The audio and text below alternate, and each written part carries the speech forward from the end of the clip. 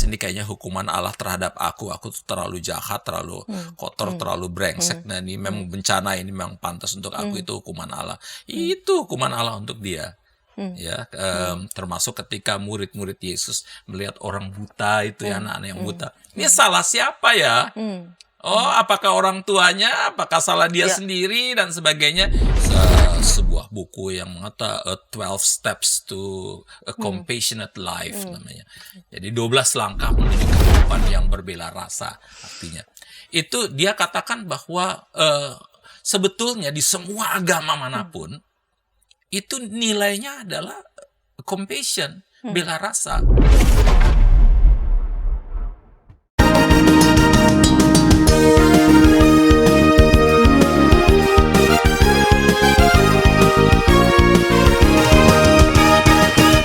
Sahabat YKB, jumpa kembali dalam program Gema Kasih Indonesia. Pada episode kali ini kita membincang tentang spiritualitas compassion. Sahabat, program Gema Kasih Indonesia ini diselenggarakan sebagai sarana bagi kita untuk membincang beberapa isu yang tengah mengemuka di tengah masyarakat dan tentu saja mengulasnya dalam perspektif iman Kristen, dan juga kita mengulas tentang pokok-pokok ajaran gereja ataupun juga perkembangan ilmu teologi, sehingga dengan demikian melalui ulasan pada program Gema Kasih Indonesia kita dapat meresponsnya secara tepat.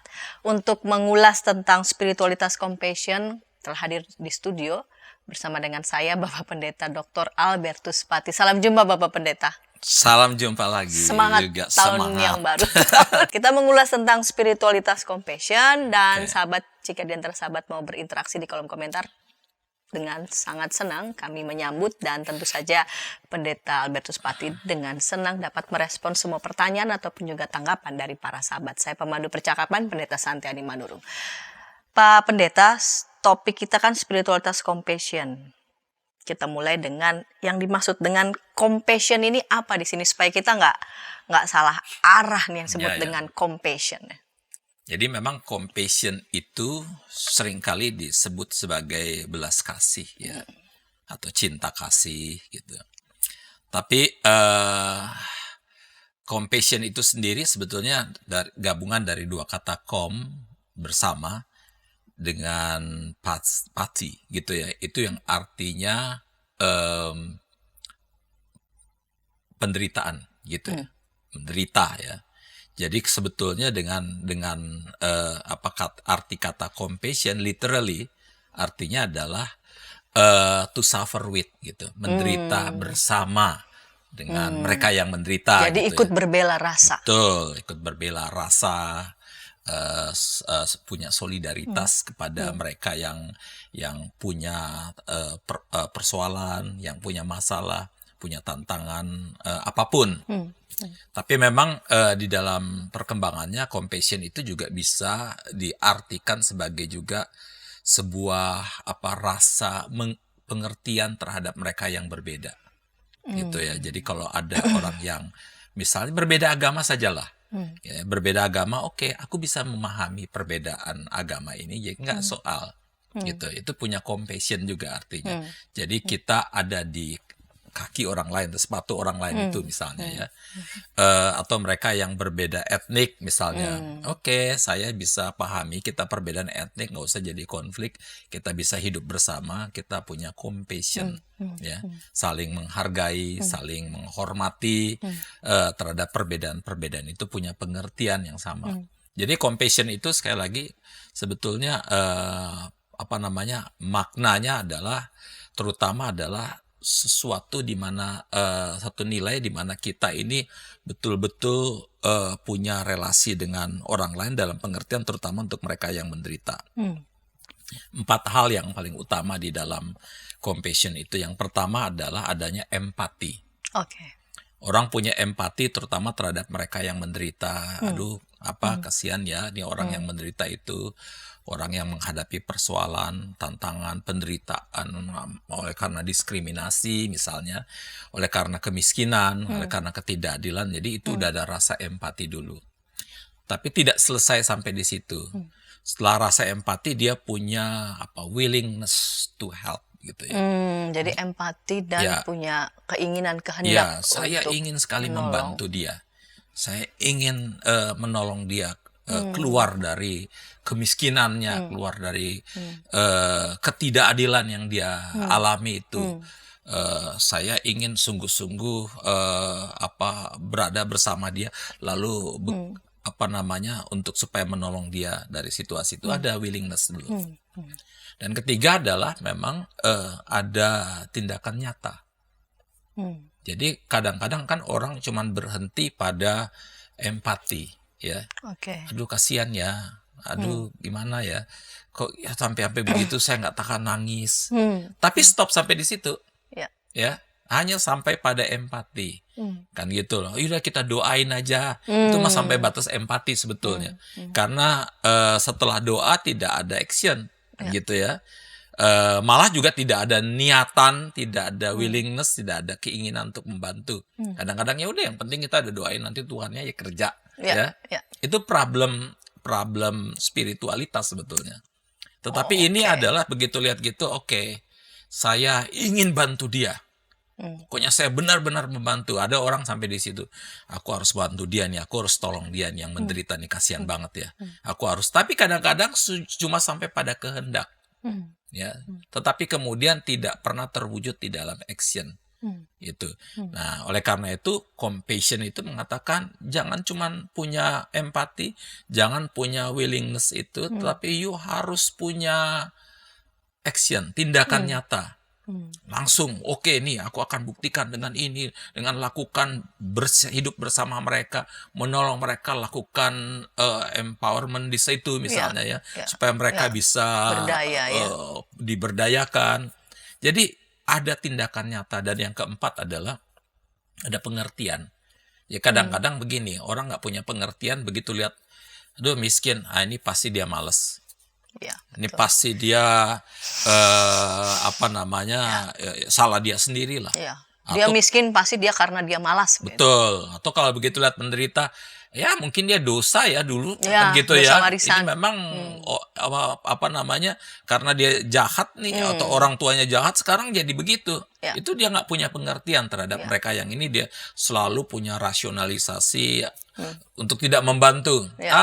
Itu mah bohong-bohong aja. Misalnya, itu pura-pura miskin padahal dia kaya. Jadi orang nggak punya pengertian dan tidak mau memahami. Kan gitu. Jadi memang dibutuhkan pengertian sungguh-sungguh, dan untuk pengertian ini dibutuhkan untuk langsung terjun ke bawah, betul-betul memahami secara langsung. Dan di dalam setelah memahami, punya pengertian yang sungguh-sungguh, lalu mulai berpikir, oke, apa yang harus aku lakukan untuk menolong mereka, membebaskan mereka dari keterkungkungan mereka, dari penjara-penjara kemiskinan, ketidakadilan. Nah, itu kira-kira arti dan makna compassion. Jadi ada 4 hal yang paling utama: empati. Yang kedua adalah punya willing. Ketiga untuk membantu. Ketiga adalah punya action nyata, real. Dan keempat punya pengertian. Pemahaman terhadap situasi yang ada juga, dan juga bukan cuma pengertian terhadap mereka yang menderita, tapi pemahaman ini sebetulnya root of problem itu ada di mana, gitu. Jadi kan nggak sekedar kalau begitu ada orang miskin kita langsung kasih makanan apapun dan sebagainya, cuma tinggal kasih, tapi tanpa mau tahu roots dari problemnya itu, akar dari persoalan dan tantangan itu. Nah, ini dia akan cari betul, oke, ternyata akar persoalannya di sini. Aku ingin membantu mulai sampai akar-akarnya dan sebagainya. Jadi pengertian sekali lagi bukan dalam pengertian memahami orang yang menderita, tetapi sekaligus memahami causes ya. Penyebab-penyebab dari persoalan yang dihadapi yang membuat orang itu menderita. Nah, ini kan topiknya tentang spiritualitas compassion ya. Jadi kan Bapak Pendeta sudah menjelaskan nih, Pak Pendeta sudah menjelaskan tentang pengertian makna compassion dan 4 hal yang harus kita pahami yang berkaitan dengan compassion. Tapi juga ada spiritualitas di sana. Kira-kira pasti ada beberapa teolog yang bicara soal compassion ini, dan sejauh mana ya para teolog ini memahami, memaknai tentang compassion, tentang spiritualitas compassion. Tadi kan Pak Bertu sudah menjelaskan Ya, itu ya, kan ya, ya. universal ya, begitu Betul, sangat betul, betul. universal. Ya, ya. Bukan saja orang yang beriman, yang tidak beriman juga bisa saja ya Ya, punya bela rasa. Tapi ini betul. kan spiritualitas, Ya, ya. ada isi keyakinan iman yang menjadi sumbernya Ya, begitu. ya, ya. Kira-kira teolo-teolo siapa saja begitu yang mengangkat tentang compassion ini? Ya, saya ingin katakan satu hal dulu bahwa orang yang kita so-called panggil itu tidak beriman juga bisa jadi punya spiritualitas juga ya. Jadi artinya kita jangan sampai menjudge seolah karena dia kita anggap tidak beriman, dia nggak punya spiritualitas. Karena yang nama spiritualitas itu beyond dari Religion. religion ya. Ya. Nah, kembali lagi pada pertanyaan tadi, kalau di dalam kekristenan yang dibilang spiritualitas compassion, tentu saja kita melihat pada tergantung pada definisi kita tentang who is God gitu, siapa Allah itu. Dialah yang cara kita memandang atau mendefinisikan siapa Allah itu menentukan, sebelum kita masuk ke teologi ya, menentukan apa itu compassion ya. Nah, di dalam kekristenan itu orang bisa memandang gini, Allah ini, atau bahkan di dalam sejarah agama ya, orang memandang Allah itu sebagai Allah yang apatetik ya. Allah yang disebut di dalam bahasa Latin God Otheosis. Jadi Allah yang I don't care pada kamu. Jadi setelah dia Apatis mencipta, setelah dia membuat dunia dan manusia ini, dia lalu kemudian meninggalkan, nggak peduli lagi. Jadi you mau menderita, you mau mati, duniamu pecah, duniamu apa, itu udah bukan kerjaanku lagi. Yang penting aku sudah mencipta, dan sekarang ada di dalam tergantung pada kamu manusia, bagaimana kamu memanage dan mengelola dunia ini. Jadi oleh karena itu Allah sudah tidak peduli dan tidak mau campur tangan totally di dalam kehidupan dunia itu. Ada orang yang berpikir seperti itu ya, God Otheosis namanya, apatis God ya gitu kayak. Yang kedua adalah narcissistic God kira-kira ya. Jadi Allah itu adalah Allah yang senang dipuji, ya. Allah yang senang dimuliakan. Ayo mari kita memuji-muji Allah, kita muliakan Allah, tepuk tangan untuk Allah, kan gitu ya. Jadi Allah cuma duduk di tahtanya itu, thank you gitu ya. Oh so sweet, kira-kira gitu ya. Waduh, terima kasih untuk puji-pujianmu, kan gitu. Allah, engkau maha agung, kan, maha pencinta, wow. I love it, kira-kira gitu ya. Jadi Allah yang senang dipuji, narsis sekali dia. Dan orang Kristen bahkan seringkali menganggap Allah itu Allah yang narsistik, yang maunya ingin dipuji terus, kita puji-pujian dan sebagainya, kan gitu ya. Nah, ini juga problem kalau cuman Allah ya, cuman dia Allah yang ingin dipuji-puji terus kita sibuk memuji Allah. Ayo pujilah Allah dengan persembahanmu, itu juga bahaya kan ya. Orang memberikan persembahan, Allah akan senang kalau kamu memberikan persembahan sebanyak-banyaknya, kan gitu ya, membuat Allah gembira. Enggak, Allah enggak ingin dibuat gembira, justru Allah ingin menggembirakan manusia, kan gitu ya. Jadi itu yang tadi Allah yang masa bodoh, yang apatis. Yang kedua Allah yang narsistik, kan gitu ya. Dan ketiga Allah yang sadis. Allah yang sadis adalah berpikir bahwa begitu kita takutlah nanti kita langsung nanti Allah sentil. Ada apa-apa Allah hantem. Allah hajar gitu ya. Pernah ada satu orang yang menghadapi bencana, lalu kemudian begitu ditanya, menurutmu gimana kamu bencana? Ya aku sih pantas, ini kayaknya hukuman Allah terhadap aku tuh terlalu jahat, terlalu kotor, terlalu brengsek, dan ini memang bencana ini memang pantas untuk aku, itu hukuman Allah. Itu hukuman Allah untuk dia. Ya, termasuk ketika murid-murid Yesus melihat orang buta itu ya, anak-anak yang buta. Ini salah siapa ya? Apakah orang tuanya, apakah salah dia sendiri dan sebagainya? Ini Allah yang sadis sebetulnya. The image of God yang ada di dalam pikirannya para murid itu adalah Allah begitu sadis. You salah, gue sentil. You salah, gue hantam. You salah, gue masukin neraka. Gitu. You salah, gue matiin. Itu image-nya. Tetapi Allah yang dipahami oleh kekristenan adalah bukan Allah yang apatis, bukan Allah yang narsistik, bukan Allah yang sadis, tapi Allah yang punya compassion. Tadi bela rasa, pengertian. Betul. Nah, oleh karena itu ada seorang masuk ke teolog sekarang ya. Teolog ada namanya seorang teolog namanya Meister Eckhart. Oh ya. Oke. Dia sebutkan Mystikus, itu nggak cocok, nggak tepat mengatakan God is good katanya. Tidak cocok. God is good all the time. Ya, tidak cocok untuk mengatakan God is good. Tidak cocok juga mengatakan bahkan God is love. Nggak cocok. Yang cocok adalah mengatakan a compassionate God. Gitu ya. Jadi bagi dia nggak bagus, nggak cukup mengatakan Allah itu baik atau Allah itu kasih. Yang paling tepat adalah mengatakan ini Allah yang berbela rasa. Ya, kalau di bahasa Indonesia kan Allah yang berbela rasa. Dengan mengatakan berbela rasa, Allah bukan cuman yang ingin dikatakan oleh Master Eckhart itu bukan sekedar itu beyond kata-kata dia. Hanya mengatakan Allah is good kan ya, God is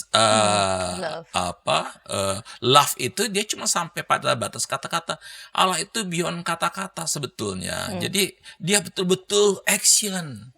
Allah yang berbela rasa, dia action, nggak sekedar sampai word kan gitu. Kalau kita cuma banyak berkata-kata, terlalu banyak noise nanti. Pengkhotbah itu banyak noise-nya kan. Bising. Kira-kira gitu ya. Bising amat sih. You nggak punya voice gitu. Voice. Bedanya noise sama voice. Voice adalah sesuatu yang berdasarkan situasi real. Lalu you katakan sesuatu yang memang dalam rangka untuk mengangkat orang dari penderitaannya. Tapi kalau noise asal ngomong aja gitu ya. Asal ribut-ribut aja tapi nggak punya makna apapun. Nah, Master Eckhart mengatakan bahwa Allah nggak sekedar berkata-kata tapi Allah bertindak. Bertindak nyata.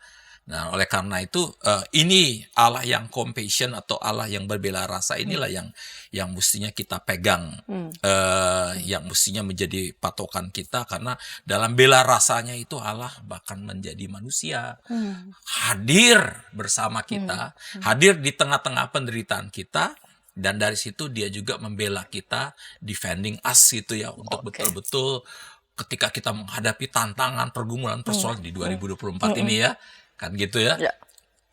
Nggak usah takut gitu, nggak usah cemas, tetapi Allah akan betul-betul hadir bersama Anda. Itu kira-kira ya yang pemahaman dari Master Eckhart. Tapi ada dua teolog lain yang mengatakan tentang Allah. Yang pertama adalah Karen Armstrong. Dia bahkan mengarang sebuah buku yang mengatakan 12 Steps to a Compassionate Life namanya.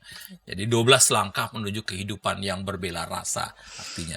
Itu dia katakan bahwa sebetulnya di semua agama manapun itu nilainya adalah compassion, bela rasa. Dan karena semua agama berbicara dan memiliki inti message-nya adalah compassion, maka ini mestinya bisa menyatukan agama, karena dengan compassion itu membuat agama-agama mampu mentransform kehidupan yang kacau balau berantakan ini ya. Kehidupan yang penuh dengan ketidakadilan, kehidupan yang penuh dengan penderitaan, di mana begitu banyak orang yang menderita, dan ketika agama-agama mampu bersatu untuk berbela rasa, menolong, itu agama-agama menjadi satu kekuatan transformasi yang dahsyat. Jadi ini bukan milik satu agama saja menurut Karen Armstrong itu, tapi ini milik semua agama. Oleh karena itu dia bahkan mengatakan karena dia punya kekuatan transformasi, dia bikin Charter of Compassion, jadi semacam piagam compassion. Yang dia minta supaya semua agama-agama yang tanda tangan itu di piagam itu semua bersatu padu. Kita sama-sama membangun compassion di dalam seluruh kehidupan umat manusia dan dunia ini. Dan kalau itu terjadi, dia akan menyelesaikan banyak masalah. Karena itu adalah itu sesuatu yang powerful sekali di dalam kehidupan umat manusia dan dunia. Okay. Dan teolog ketiga yang berbicara tentang compassion ini adalah Desmond Tutu. Oke, tentang Desmond Tutu kita lanjut di segmen kedua ya Bapak Pendeta. Namun sebelumnya kita dengarkan pesan-pesan berikut ini.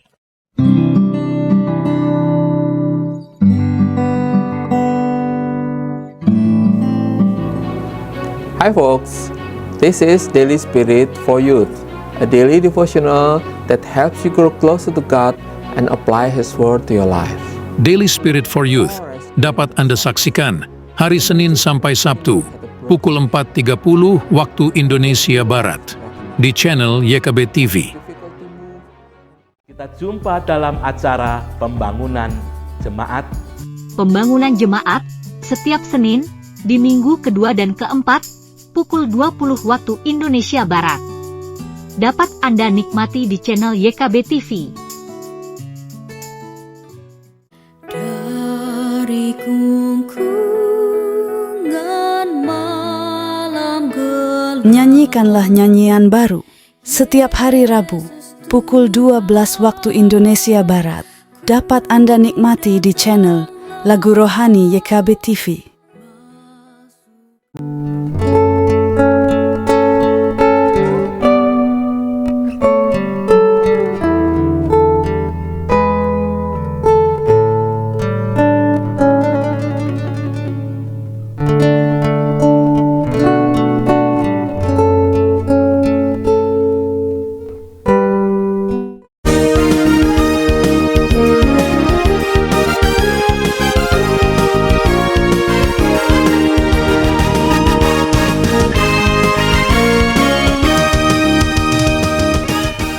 Sahabat, senang masih bersama dengan kami dalam program Gema Kasih Indonesia. Pada episode kali ini kita membincang tentang spiritualitas compassion bersama dengan narasumber Pendeta Dr. Albertus Pati dan saya sebagai pemandu percakapan Pendeta Santi Adi Manurung. Saya mengajak sahabat boleh berinteraksi di kolom komentari yang sudah tersedia. Baik Bapak Pendeta, kita lanjut di segmen kedua ini. Bapak Pendeta di ujung segmen pertama sudah menyebut nama Desmond Tutu.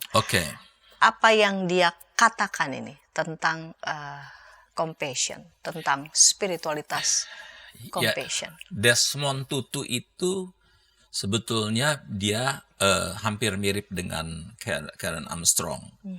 Karena dia sama-sama berpikir seperti Karen Armstrong bahwa yang namanya compassion itu milik semua agama. Ya. Jadi jangan cuma merasa itu milik orang Kristen. Jangan cuma merasa itu milik orang Kristen. Narsis nih orang Kristen. Narsis banget.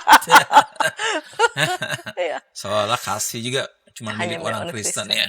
Nah, Desmond Tutu hanya di dalam konteks politik apartheid di Afrika Selatan ya, di mana orang kulit putih itu menindas orang kulit hitam lalu kemudian hidup dalam daerah yang terpisah ya.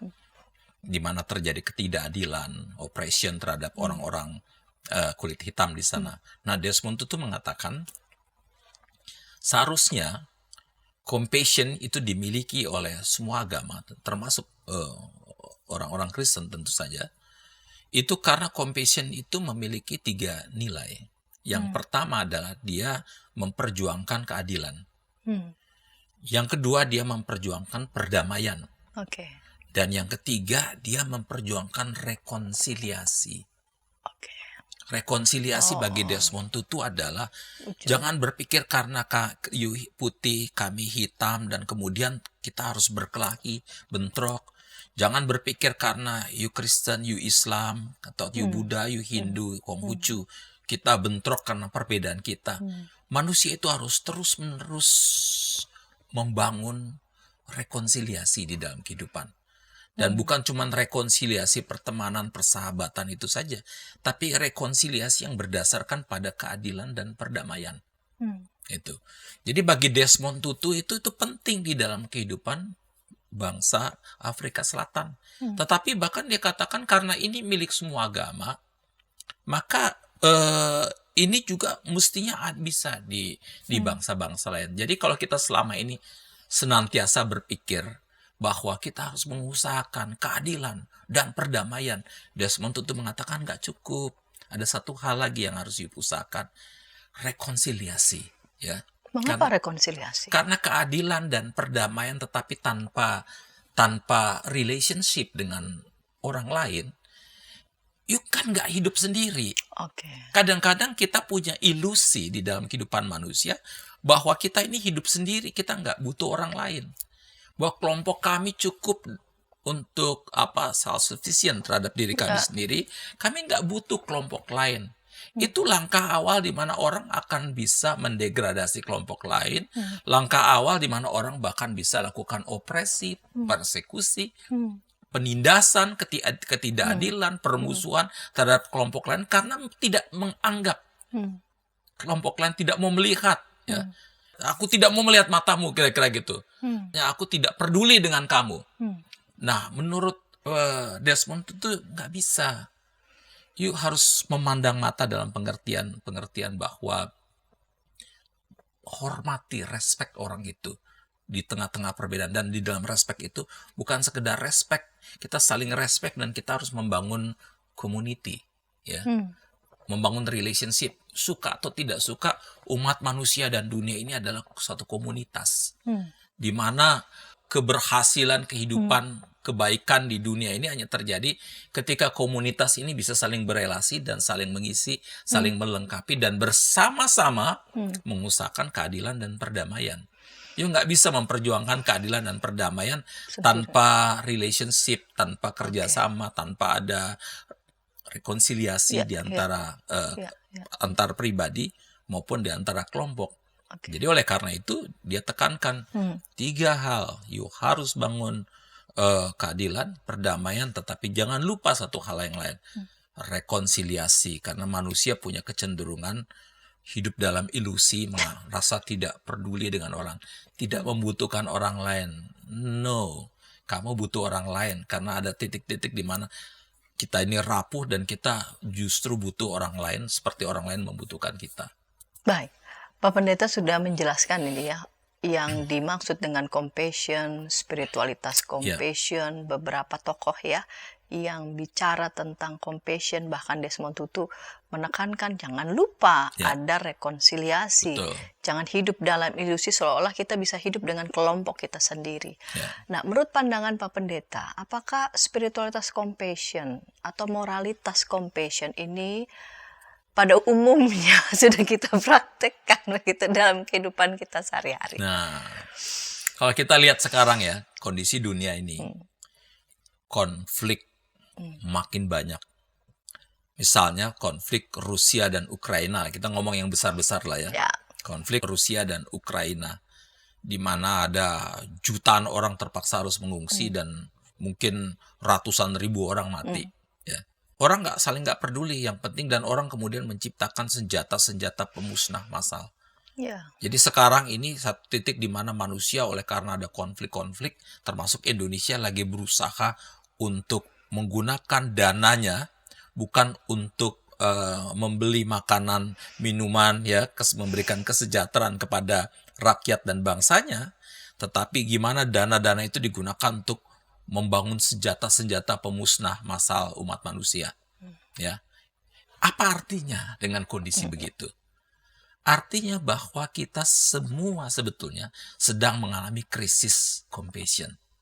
Ya, perang di dalam konflik Gaza, Israel dan Palestina, yang satu dengan sangat militan mendukung Israel, yang lain dengan sangat militan mendukung Palestina.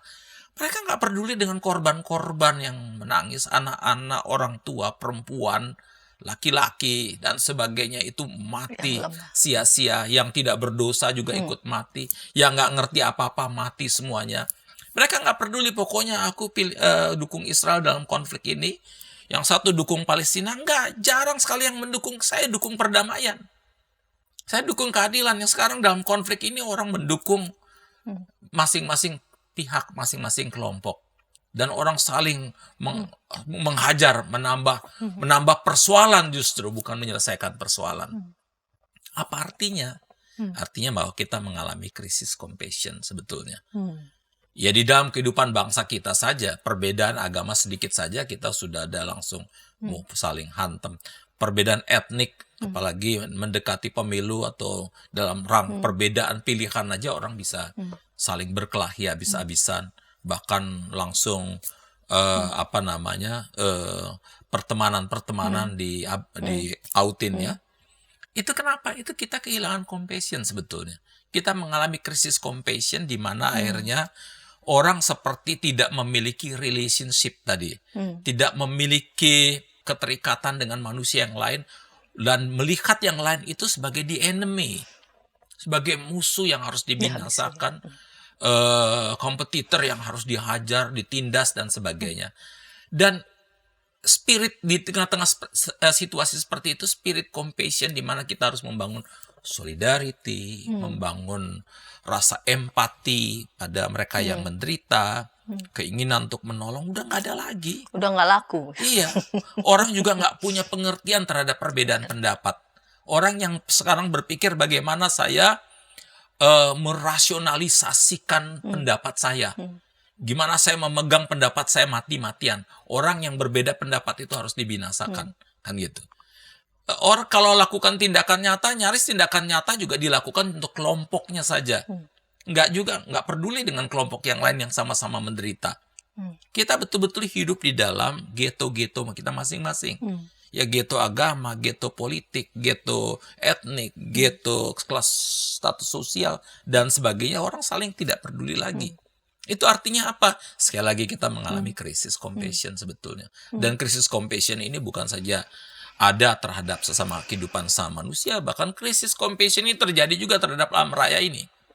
Kita hancurkan alam raya ini habis-habisan, padahal generasi mendatang itu akan hancur. Bahkan kita sekarang sudah mulai mengalami kan betapa efek dari kita menghancurkan bumi kita ini.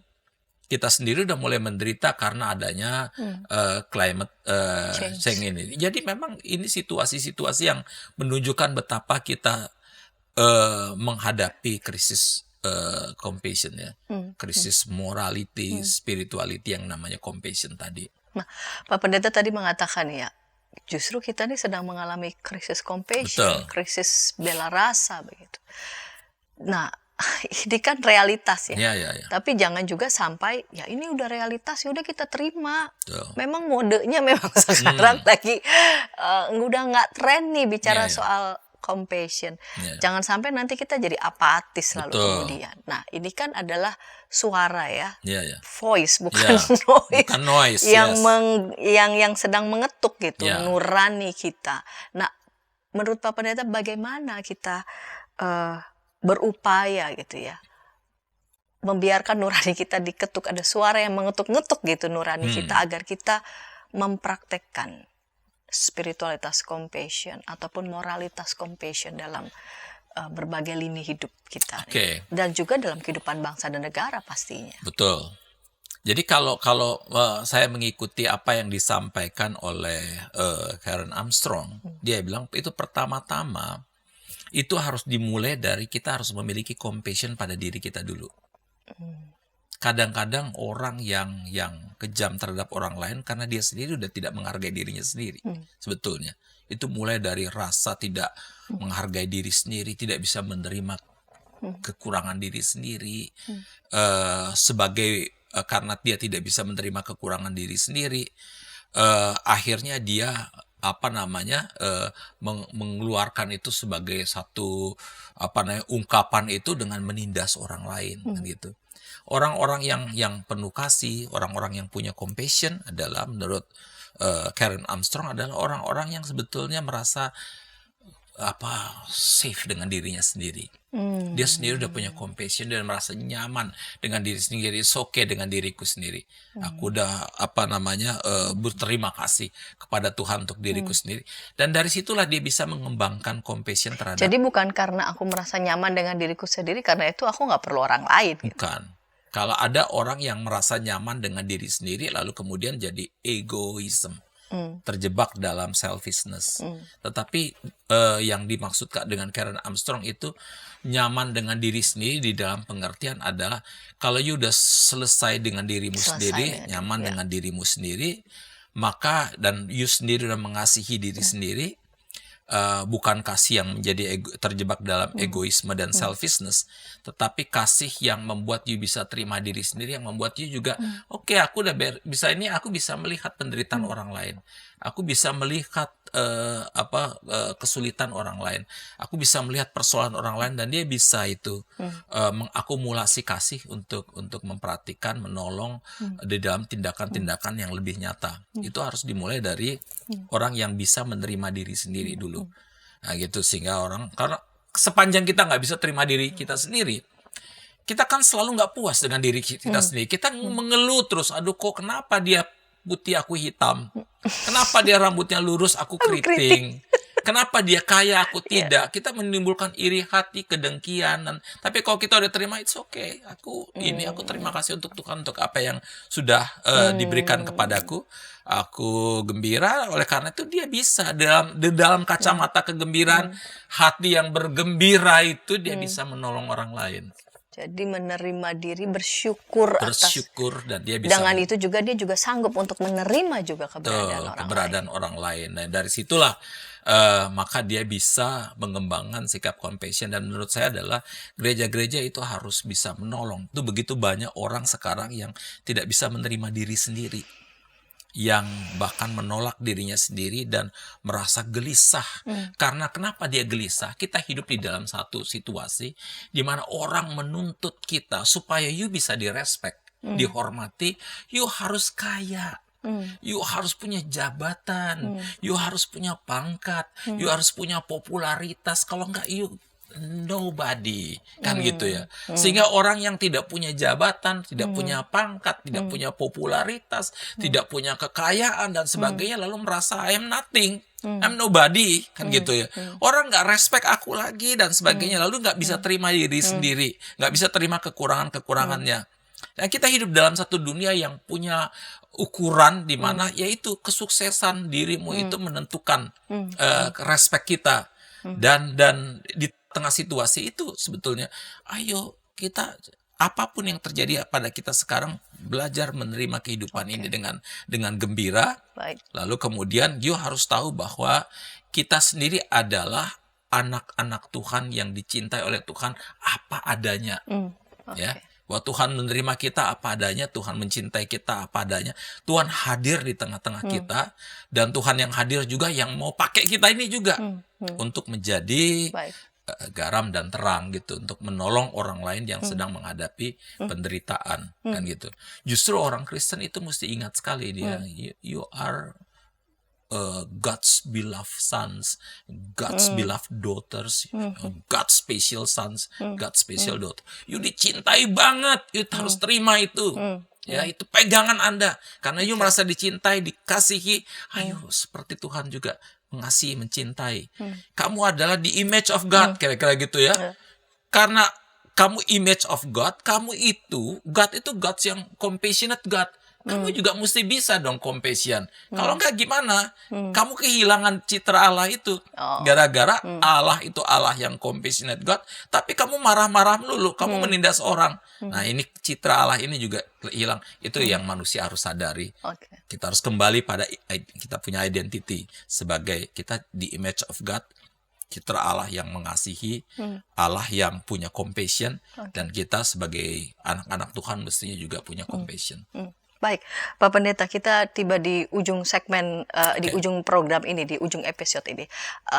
Pak Pendeta boleh menyampaikan pesan pastoral berkaitan dengan topik yang sedang kita bincang, spiritualitas, compassion.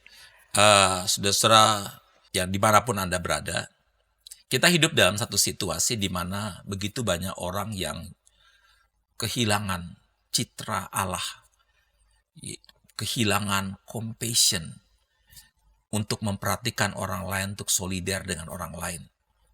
Tapi sebagai anak-anak Tuhan, yang dicintai oleh Tuhan, dikasihi oleh Tuhan, disertai oleh Tuhan, yang dipeluk oleh Tuhan, jangan sampai kita kehilangan citra Allah ini. Kita harus kembali pada identitas kita sebagai anak-anak Allah yang melakukan apa yang Allah lakukan.